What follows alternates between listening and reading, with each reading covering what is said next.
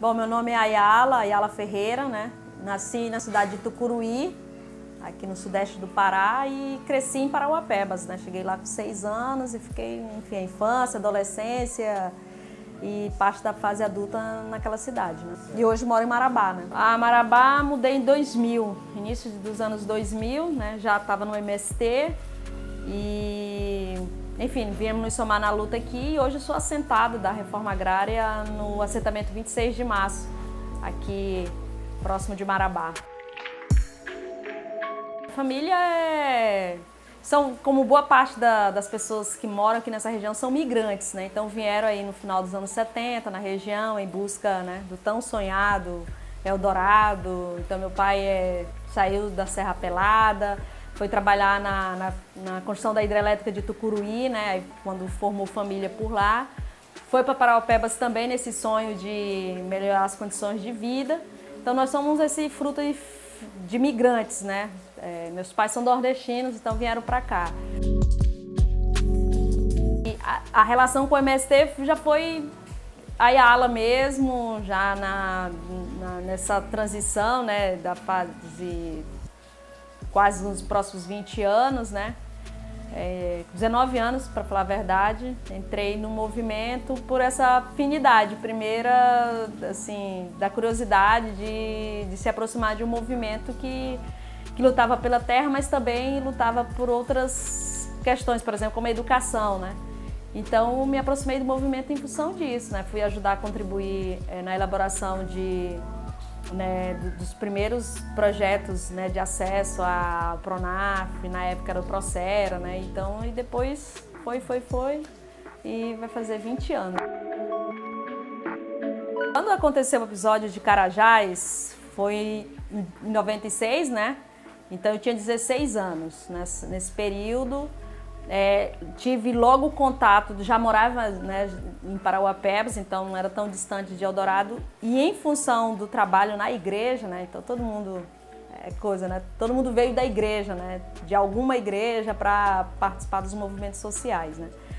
Então naquela época eu estava na igreja, na Pastoral da Juventude, e quando nós soubemos, né, foi inclusive pelos padres e as freiras, olha, houve uma tragédia na cidade de Eldorado dos Carajás, aí não tinha número, né, disse assim, ó, muitas pessoas morreram, ninguém sabe quanto, outras tantas pessoas ficaram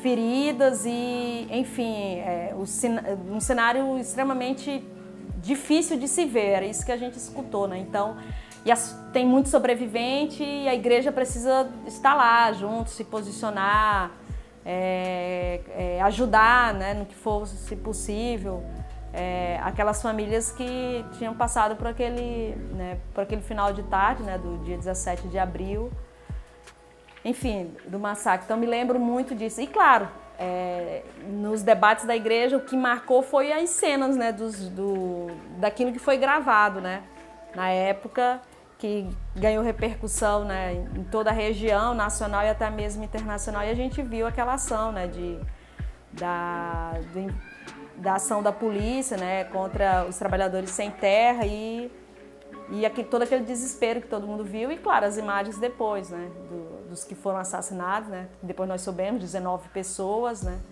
foram mortas, as outras pessoas que ficaram, né, mutiladas, né, com sequelas de bala,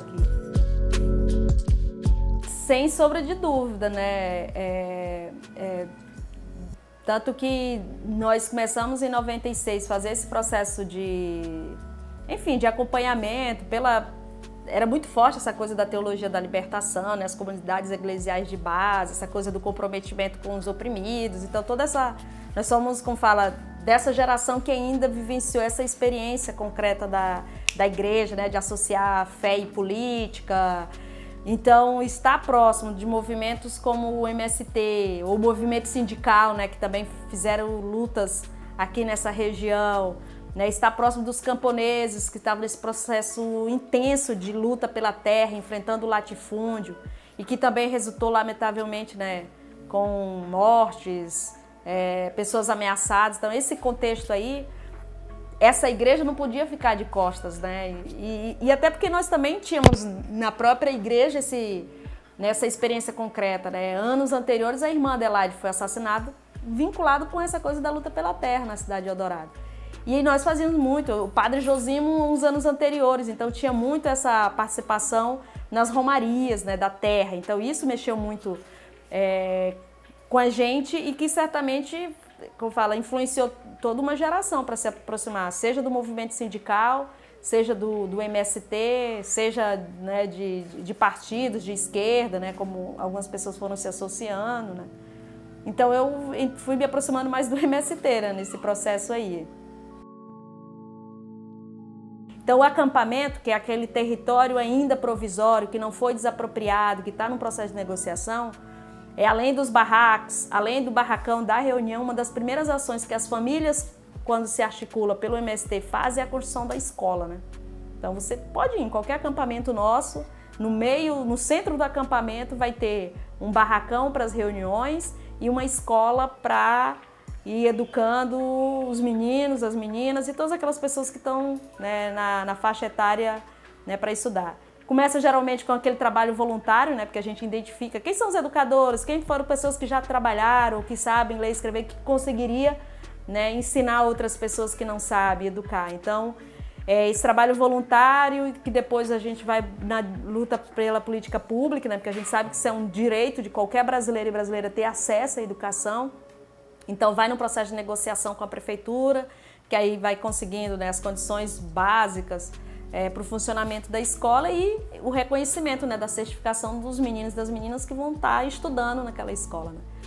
Então a educação é importante e isso chamou muita atenção de alguém que cresceu numa cidade como Parauapebas e que vive as suas contradições. Ao mesmo tempo, ela tem, como fala, tudo aquilo que poderia ser uma cidade em potencial, né, pela mineração, então os royalties, é muito dinheiro que entra nos cofres públicos em função da mineração. Ao mesmo tempo que tem essas possibilidades, uma cidade que naquela época não oferecia educação, nem o ensino médio para os filhos e filhas daquela cidade, né? Eu me lembro que havia 2 escolas e para um pai e a mãe ter o direito de colocar seu filho adolescente para fazer o ensino médio, tinha que dormir uma semana na fila da escola para conseguir uma matrícula. Para entrar na escola era outra tremenda dificuldade, né? Então, estou falando do ensino médio, imagine o ensino universitário, né? Então, para ir para a universidade, você tinha que sair da cidade. Então, um pai, uma mãe, trabalhador, com 7 filhos para criar, tem condição de sustentar um filho numa outra cidade para estudar? Então, o sonho lá oferecido por Parauapebas, e aí por isso que eu vou associar isso ao MST, né?